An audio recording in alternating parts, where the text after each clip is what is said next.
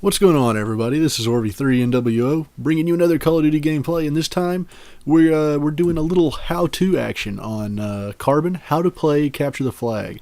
It's going to be a little bit of that, a little bit of tips for this map, just kind of a regular commentary, I guess, kind of more like what I used to do all the time. I haven't done one of these in a while, but hopefully this will be informational for you guys. You may already know everything that I'm going to say, but anyways, there's a lot of ways to play Capture the Flag. And it depends a little bit on what you're playing it in. If you're playing it in the Capture the Flag list, or the Mosh Pit list, or the Team Tactical list, then it changes quite a bit in those three types. But this is a Mosh Pit list here, and I kind of play a modified role in this. Usually, what I would recommend is having 2 people run, 2 people camp, and 2 people just kind of slay and help the people that are running when they can. And other than that, just go and try and get kills like crazy. In this one here, we're playing Mosh Pit with a full team, but a few of the guys, and you've heard me say this a million times, a lot of my friends just don't like playing objective games, and when we can make them play it, they just they just have kind of set things in their mind about what they want to do. So a couple of guys here were just really against wanting to play defense, and they really didn't know how to capture the flag and bring it back really well. Just the little subtle things that you learn from playing it, they didn't know that, so they just basically wanted to slay. So I said, all right, well, fine, go ahead and do that. I usually like to slay a little more myself, or run, really. When I play Team Tactical and it's just 4 of us, me and Lil Crazy are always running. We're always trying to get the flag. That's what makes it fun. But a couple of people, I won't name any names, didn't like running out there and dying, trying to get the flag, and couldn't really figure that part out. So we let them switch it up and let them slay, basically. And what I was really doing is kind of doing a modified Slayer camper type thing, where I was playing defense for the most part, but if I knew my team really had it locked down like we did here, then I would push up like I did here and attempt to get my kill streaks. And you see, I as soon as I saw that Zep had grabbed the flag, I'm covering his back all the way. I do a pretty bad job of it here.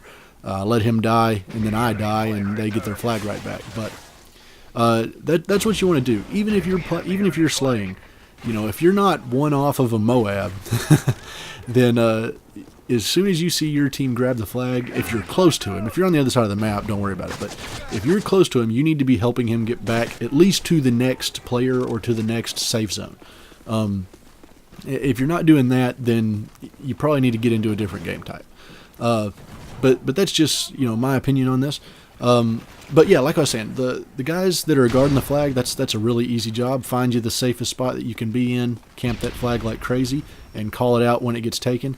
Now you notice I saw that guy right there, that enemy that ran to the back here, but I didn't go straight in there after him because I didn't want to turn my back to their spawn. At that point I had no idea where the team was. They could have been coming from anywhere. It could have been another guy following him. So I didn't want to just instantly turn my back to their spawn and chase him like I would have had to. So I just kind of stayed back, checked everything in front of me, and then went back. I have no idea how I killed this guy. There's no way I should have killed him.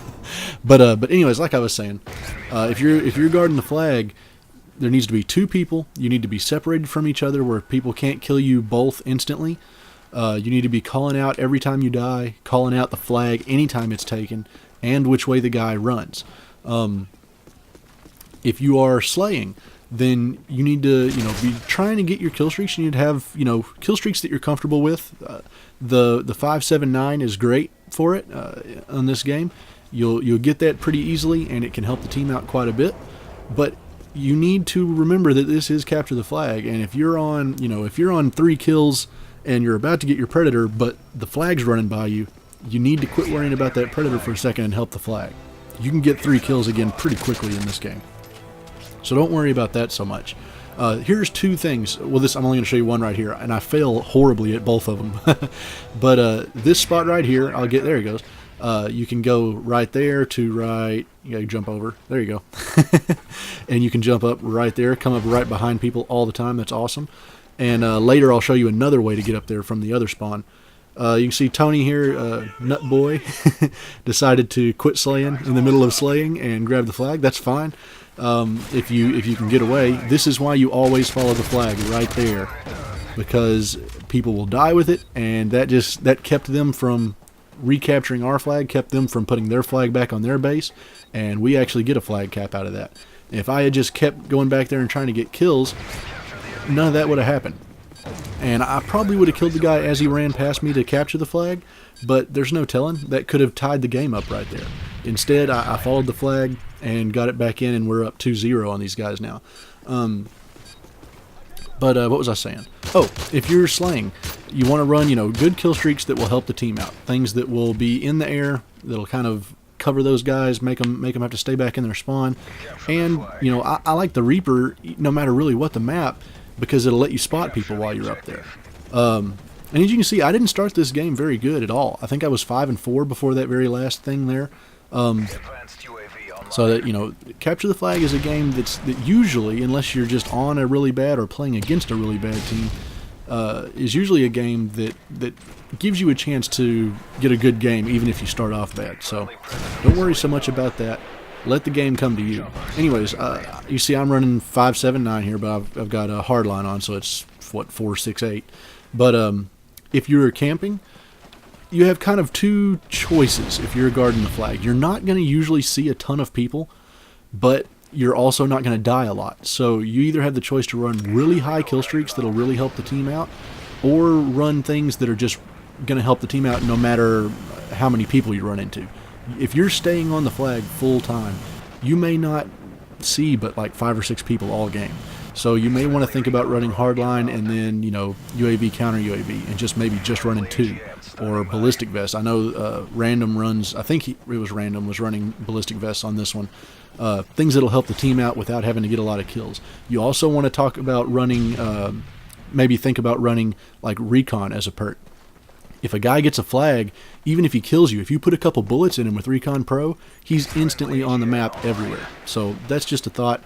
You want to do things that are going to help your team out even if you're dead, because you're pretty much the last line of the last resort for your team when you're back there guarding your flag.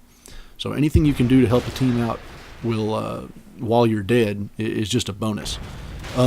If you are running to the flag, if you're the flag cap guy, if you're a little crazy on this game, then you want to be running whatever you can do to be the absolute fastest and hardest to hit that you can. So I'd recommend extreme conditioning with a submachine gun or a shotgun, something that's really, really lightweight. I definitely use... the other perks are really up to you. Stalker will make you a little more fast if you're aimed down, but it doesn't actually affect your overall speed. You definitely want a tactical insertion, and a lot of people will probably call that Bush League or whatever, but in pubs, I just don't care. I'm running attack, and I'm going to set it as close to their spawn as I can without it being seen, because you have no idea how many times that will allow you to get the flag. The ability to see where they are, die, and then just come right back and get them anyways is a huge bonus in Capture the Flag. Tactical insertion is big time.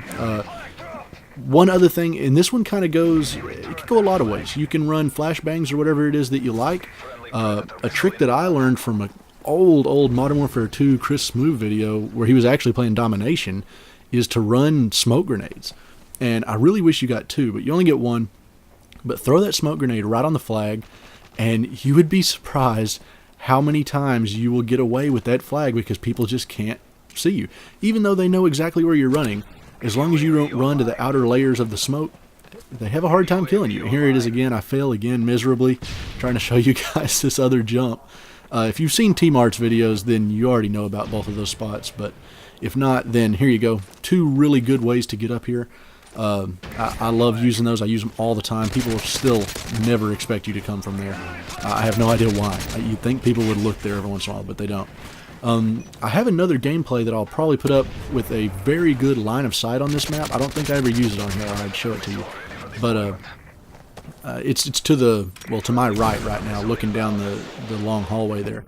But yeah, I mean, other than that, you're really free to play however you want. The main thing is communication, and that's the same for any type of objective game that you play. If you communicate well and have half-decent players, you're probably going to win more games than you lose. If you're not talking, or if you're talking about other things other than what's going on, if you're just not paying attention, or if you can't get your team to play its roles, then yeah, you're going to have a really hard time winning. If your guys that are supposed to be camping the flag think that they're fear crads and want to run out and try and get Moabs in the middle of the map, you're going to lose your flag a lot. And it's so much harder. Even if they don't actually get anywhere with your flag, when you hear that, oh, enemy is taking our flag, everyone stops what they're doing and turns. And what that does is it puts your team out of position, and it just screws everything up. So that's why it's really important that you'll have a team that will play its roles. And have those clearly defined before you get in there. If you get into there and 3 people are wanting to rush and this guy doesn't want to camp and you just all screwed up, it's just not going to work well. So anyways, guys, I hope this video was helpful. I hope you liked the couple jump spots that I showed you on the map, all that awesome new stuff. I'll have some gameplays from the new maps hopefully soon, and I don't know, whatever else you guys want to see, let me know. I'll catch you guys next time.